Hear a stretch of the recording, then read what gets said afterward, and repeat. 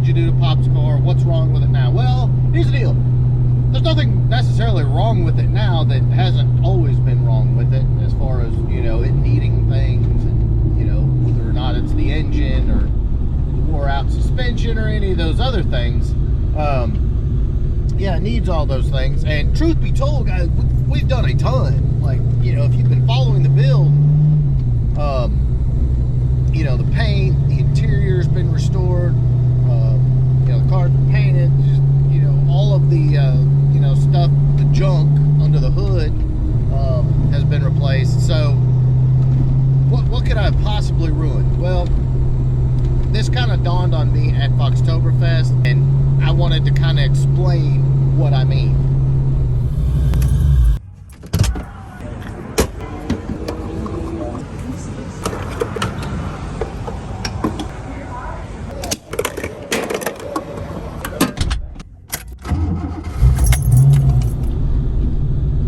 Alright guys, so, you know, we took Pop's car to the LMR cruise in and Foxtoberfest and all of that, and it was great to actually, you know, have the car out. And but one thing kind of dawned on me was, if you hadn't been following the series about, you know, what makes this car special, or, you know, why we got it or anything else like that, there's nothing amazing or, you know, necessarily interesting about this thing, like literally.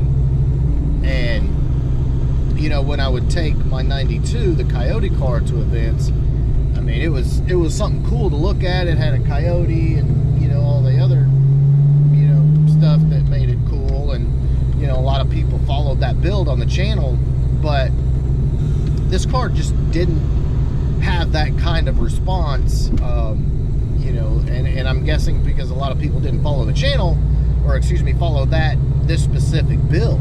So, and bear with me here, because I want you guys to really feel what I'm talking about. If we had taken the car in the shape that we bought it, which was rough.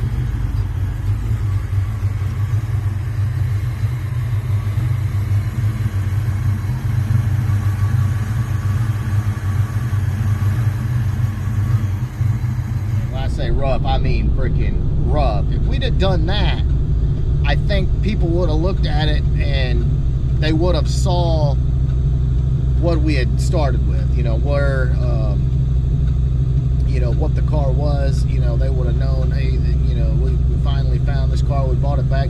If I'd have took it back looking so pathetic and sorry and just completely wore out as it did whenever we bought the car, it probably would, people would be like, oh, look at it, you know, it barely survived, it's rough, blah, blah, blah. But bringing the car to the events with, you know, fresh paint and nice interior, I kind of feel like I took its soul. And, you know, the soul of a car that meant something to the family, a car that, you know, survived a lot of not so kind owners, and was brought, you know, home to, you know, I don't know, live a better life, whatever you want to call it.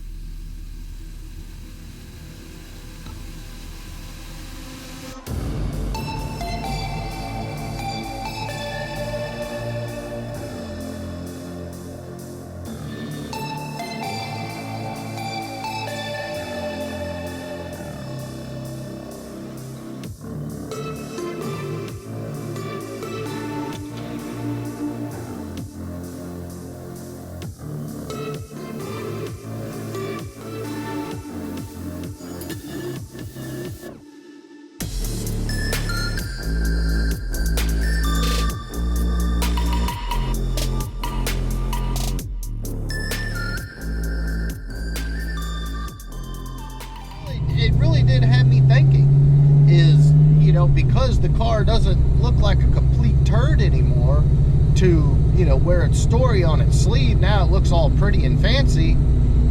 Does that basically just, you know, I don't know, maybe we took its soul. Guys, I don't know, I know I'm digging a little deep, and my camera's all, hey, that's a little better.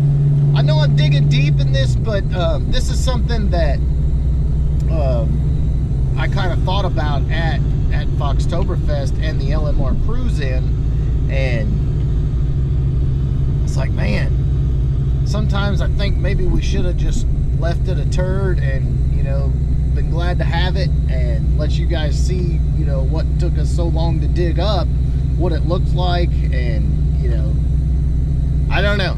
Guys, real quick, Ford Takeover, I have announced the dates. It's June 10th and 11th. That's a Friday and a Saturday. Ford Takeover will be similar to last year. I don't know what this guy's doing. Anyway, Friday will be massive all Ford cruise-in, as well as dyno shootout, followed that evening by a meet and greet. I'm working on a epic location for the meet and greet Friday night that will have food, you know, drinks, restroom facilities, all the stuff we didn't have for 2021. So that is coming. And then, of course, Saturday we'll be back out of the track. Mobile Dyno will be there. Power Curve Motorsports, shout out to them. Then, of course, we'll have drag racing, swap meet, car show, and manufacturers midway, parts for sale, merch for sale. It is going to be insane. Do not miss it. You guys are gonna absolutely freaking love it. Hope to see all of you guys there, and it's gonna be a time as always. And I've got some other things up my sleeve to make it even better, so don't miss it.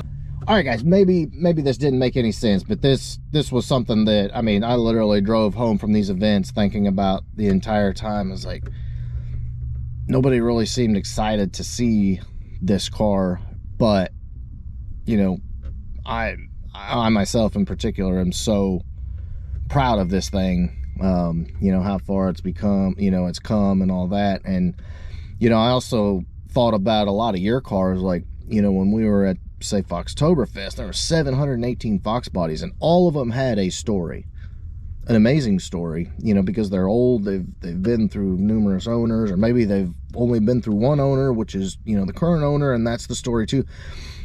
They all have a story, and what it means to, you know, for someone passing by to look at a car, you know, probably isn't going to mean what it does to the owner. I'm sure it won't mean that to the owner. You know, we'll look at nice paint, we'll look at cool wheels, slick engine bay, custom interior, all that, but it doesn't tell the story of what the car is, where the car came from, you know, the blood, sweat, and tears that you put into it to make it that.